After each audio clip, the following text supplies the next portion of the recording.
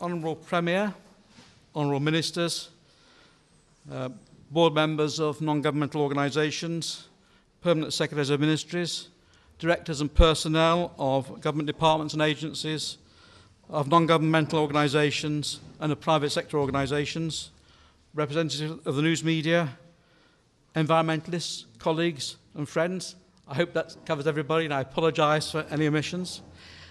My name is Mike Piankowski, that's Mike for short, and I'm the Honorary Executive Director of the UK Overseas Territories Conservation Forum, which is UKOTCF or UKOTCF or simply the Forum for short, and that I hope is the end of the long names. This workshop is a joint initiative of UKOTCF, the Montserrat National Trust and the Government of Montserrat. I've been asked to chair it and give a little background, and you'll be hearing from other organisations shortly. Before we got the honour of asking the Honourable Claude Hogan, with Minister with responsibility for the environment, to give us an address and open the workshop. And then I'll ask Dr. Joe Treweek to give a brief overview of the benefits of and needs for environmental impact assessments before we have a short break. The session for the rest of the morning, led by the international expert Dr. Joe Treweek, serves two purposes.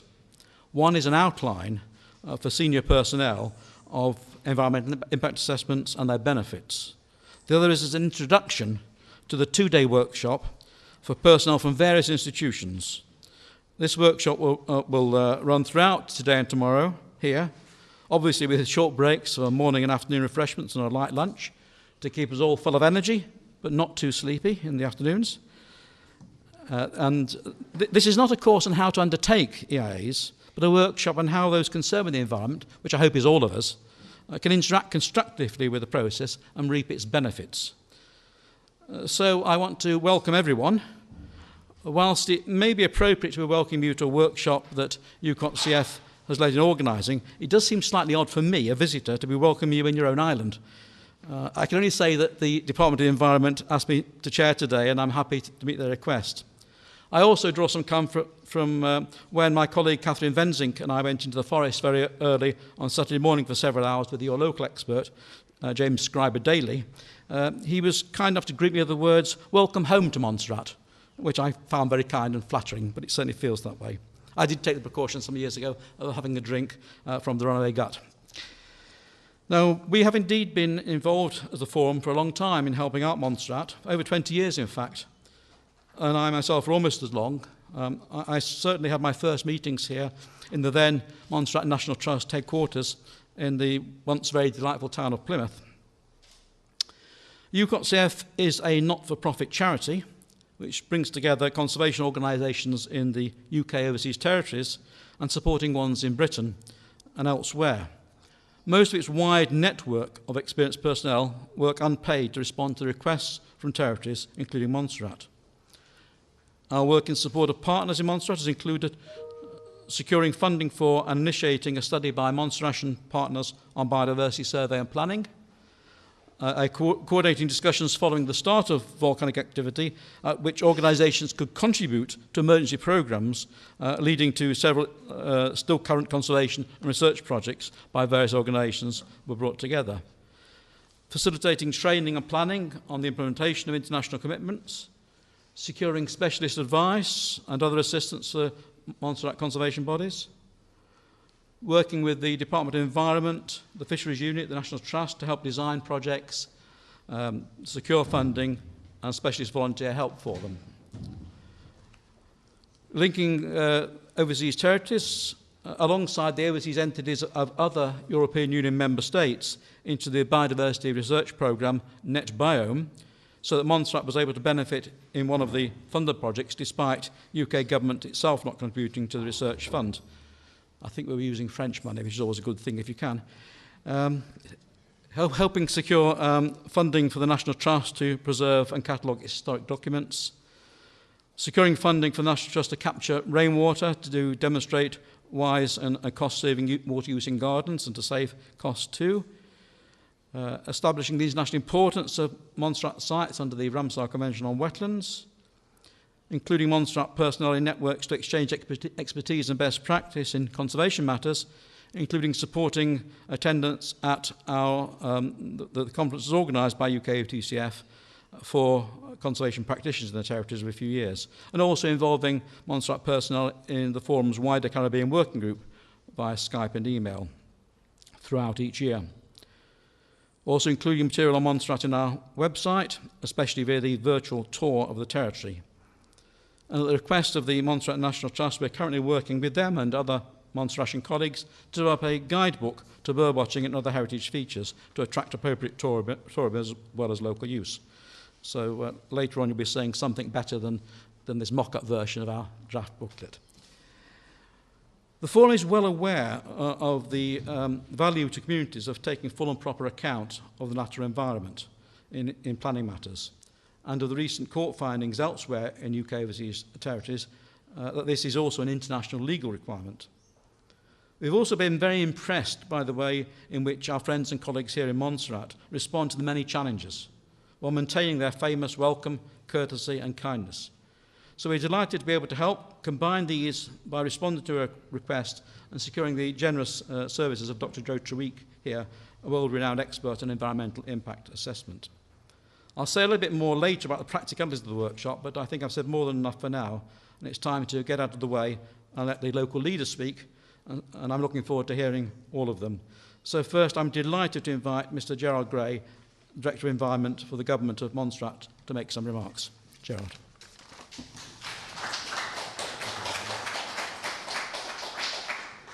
Thank you, Mike. Good morning, ladies and gentlemen. If I may, I would like to adopt the protocol that has already been established. I take this opportunity to thank Dr. Pienkowski, Executive Director of the UK Overseas Territories Conservation Forum, for his support and funding for this project. I also recognize the work done by his team, as well as the staff of the Montserrat National Trust and the Department of Environment. Following the destruction of Plymouth and our subsequent relocation, it was felt that we were given a golden opportunity to build modern commercial and residential developments in the north. But this cannot be achieved unless appropriate environmental assessments are undertaken and implemented. Often, an environmental impact assessment is commissioned and approved, but the recommendations are not implemented. The reason for this is twofold. One, a lack of adequately trained staff, and two, uncertainty as to which unit of government is responsible for compliance monitoring and enforcement. With the enactment of the Conservation and Environmental Management Act in September 2014, the Department of Environment has been identified as the government agency responsible for compliance monitoring and enforcement of EIAs. However, the associated regulations are still to be written. Unfortunately, many associate environmental impact assessment with large projects such as a seaport, the town center at Little Bay, and geothermal exploration. And there is often resistance to conducting environmental appraisals for similar developments. However, EIAs are just as necessary for the subdivision of land, biological conservation, protection of green spaces, watershed management, and much more. I cannot overemphasize the fact that capacity building and public awareness regarding EIAs is of great importance to Montserrat as we continue to develop the island following the impacts of the Superior Hills volcano. Workshops such as this and other modes of education will be rolled out to address capacity concerns. Ladies and gentlemen, I look forward to an educational and enjoyable workshop, and thank you for listening. Thank you very much, Gerard. It's been a pleasure to work with you and your team for a long time now. I'm now very pleased to invite our host today and tomorrow, Mrs. Sarita Francis, Executive Director of the Montserrat National Trust, and as you all know, many previous roles too, to give us her remarks. Thank you, Mike. Honorable Premier and Honorable Minister of Agriculture, Land, Trade, Housing and Environment, other ministers of government, it's my privilege and pleasure to welcome you here for the first time in your new capacity.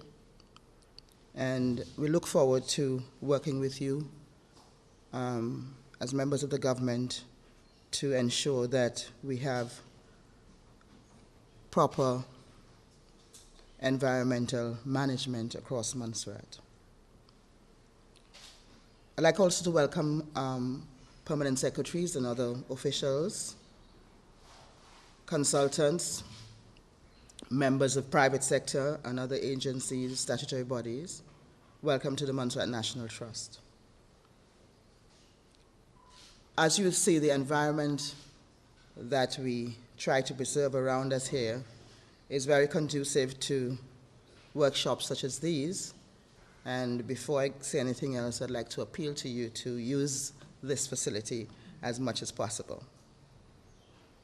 I'd like to thank the Honourable Minister of Environment for the interest he's shown in the Montserrat National Trust over the brief time he's been in office. And we look forward, sir, to closer collaboration with your ministry. The MNT was established some 45 years ago to, among other things, conserve and enhance the beauty of Montserrat, to act in an advisory capacity, and to make the public aware of the value of preserving our natural, cultural, and built heritage. We do this by collaborating with a number of partners, including government ministries and departments, agencies, and the private sector. Over the years, we have collaborated with a number of regional and international agencies to deliver projects and to source funds for training, retooling our citizens, and to access opportunities for strengthening our institutions and to reinforce and promote the policies and laws that support planning and orderly development. Today, we are pleased to collaborate with the Ministry of Agriculture, Trade, Lands, Housing and Environment and the Department of Environment in particular to organize this important workshop, which will create awareness of EIAs. We are also pleased to continue the relationship established some 20 years ago with Dr. Mike Pinkowski, Honorable Executive Director, and his colleagues of the UK Overseas Territories Conservation Forum. Dr. Pinkowski was here in October and worked at breakneck speed to ensure that this workshop was funded, and also he secured the expert advice of Dr. Joe Trewick to deliver this workshop. We'd like to welcome you, Joe, to Montserrat. This is your first time, and also Catherine, who's with the UK Overseas Territories Conservation Forum. Over the years, the government of Montserrat have introduced a number of strategies, policies, and supporting legislation which aim to ensure that correct procedures are in place to preserve the orderly development of Montserrat. The Montserrat National Trust stands ready to work with all partners to build on what we have learned over the years and to build on what we will learn over the next 2 years. Together, we can assist in demystifying the EIA process and to continue with greater intensity to develop a program of public education and awareness on the procedures, practices for sound environmental management. I look forward to a successful workshop and the implementations of the recommendations coming out of this workshop. Thank you. Thank you very much, Sarita. I now have the honour and pleasure of inviting the Honourable Claude Hogan, Minister of, and I'll probably get the order on, Agriculture, Trade, Housing, Lands and Environment, To address this, please allow me to recognize the Honorable Premier, Honorable Donaldson Romeo, and to then further recognize my colleagues in Cabinet and you, ladies and gentlemen, while I, of course, recognize that the order of protocol has been established. I have learned that from the Earth Song, as you saw, you can reverse only in a video all of the tragedies and violence against the environment that we have seen over the years. My son Kyle watches that at least once a week. I don't know why, but I watch it too. And I could have possibly taken pictures of Piper's Pond and Gun Hill and elsewhere. Poor housing conditions in Lookout, Shinlands, Davy Hill. Human suffering of all kinds caused by not approaching nature in a balanced way. But Michael Jackson did it well, so, and I can't sing. Ladies and gentlemen, the government of Montserrat is committed to pursuing the best environmental standards for the island. We are aware that the island is ecologically rich, possessing species found nowhere else in the world. We are also cognizant that we as a government and people must be responsible stewards and strike an amenable balance between our use of available resources for ourselves and to ensure a sustainable environment and economy for the island for the future generations of this country.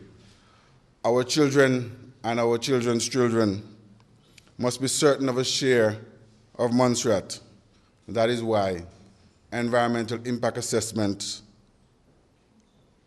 is important. In fact, there are two reasons why we are frightened of what has happened at Piper's Pond and Gun Hill. My mantra for today. We might have thought, one, that we have lost investment opportunity for an inland marina at Piper's Pond. Everybody wanted to see those nice yachts sailing into a safe little harbor up inside that pond. That was the dream. Two, we are frightened because the exposure to nature, say a hurricane, could prove hazardous to that entire now exposed coastline and coastal area, including our infamous Marine Village. That is, of course, if we don't get some coastal defenses in place for that area very shortly, we are looking at greater losses for the people of Montserrat. We need to really get the point that our prosperity is measured by every nook and cranny on this island, as my grandmother used to say. We want the people living here to know that we want our foreign investors to work with us as a government and people to protect our prosperity for posterity.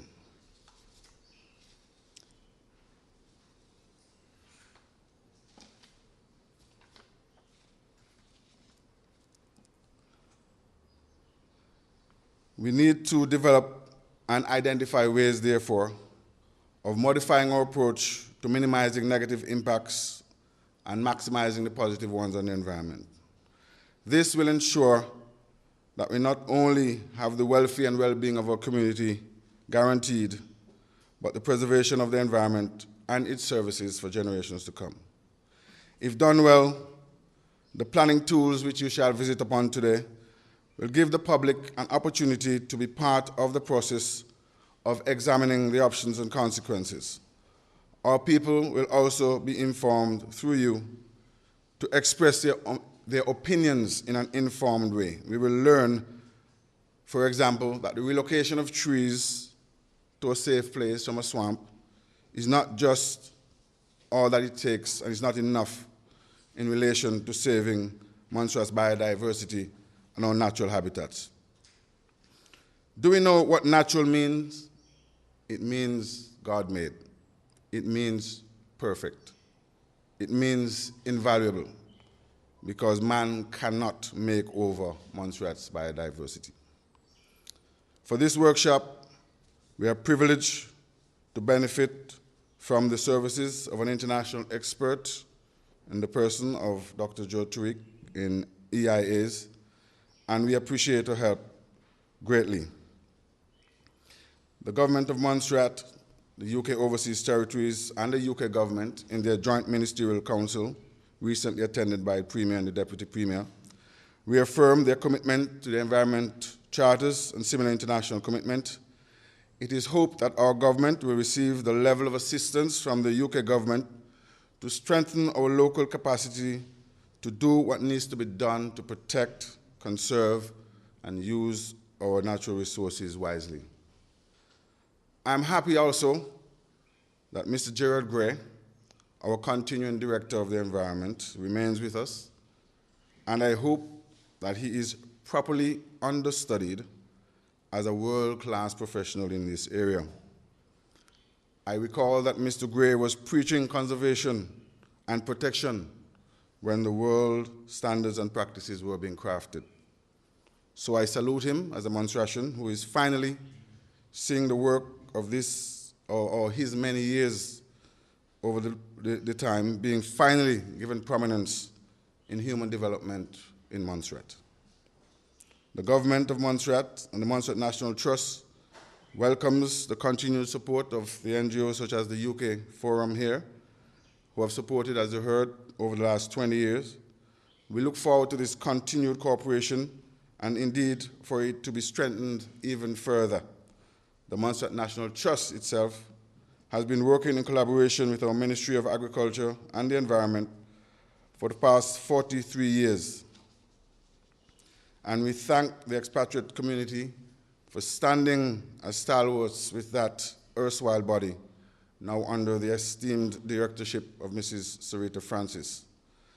After 43 years, I think the MN3, they truly need a real museum-looking building at Little Bay, so that I can say we are supporting that quest. The UK Forum, can't thank them too much. They are represented here by the Honorary Executive Director, Mr. Mike Piankowski, and its coordinator,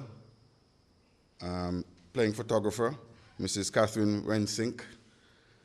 The Forum has organized this workshop, as you heard, in association with the National Trust and the Ministry and Department of Environment. We are very grateful to Mike, Catherine, Mr. Gray, and all Mrs. Francis who have donated all their time to this effort, and we want to thank the Forum especially for picking up the additional costs of this workshop. Ladies and gentlemen, in conclusion, the government wants to set a serious and permanent example in this area of sustainable development planning through the use of EIAs. We value the expert help being provided here through this workshop. It will ensure that our natural heritage is considered through the planning and implementation processes, whether for housing, alternative energy, Minister Lewis, roads, communications, or proposed new hospital, Minister Ryan. I therefore urge you to cooperate with our EIA Department of Environment and these experts. I urge you all, everyone, to participate purposefully to make the most of this opportunity for us to put Montserrat in a good light. I thus have great pleasure in declaring this workshop open. Well, thank you very much, Minister. We greatly appreciate the support and commitment of you and the whole of the government, led by the Honourable Premier. Now, it's my pleasure to introduce Dr. Joe Tariq. I've known Jo for many years and worked with her on several matters over the years. I know she doesn't look old enough, but there we are. We even wrote a book together many years ago, but I had to ask her a couple of days ago what it was about, because I'd forgotten that I was an expert in something else. So, but she undoubtedly is a world-renowned expert in environmental impact assessment, environmental auditing for loan supported projects, and a range of related matters. She's in great demand throughout the world to undertake this sort of work, and we're very fortunate that she managed to slot in this visit to Montserrat. During the preparation of the workshop, I had to correspond with her while she was on various missions to Uganda and Mongolia, and I think probably several other places, and occasionally even at her home in England. But despite her heavy load of this sort of work, Jo likes to make some of her time available without charge to help build capacity, and we're very grateful for this. I want to thank her not just for the days she's spending here, but also the time she spent on preparation. I want to link this also with thanks to those who worked with Jo in the preparation, Sarita Francis of the Multinational Trust, Gerard Gray, Stephen Benz and Tracy Lewis of the Department of Environment, and my colleague Catherine Venzink, coordinator of UK TCF.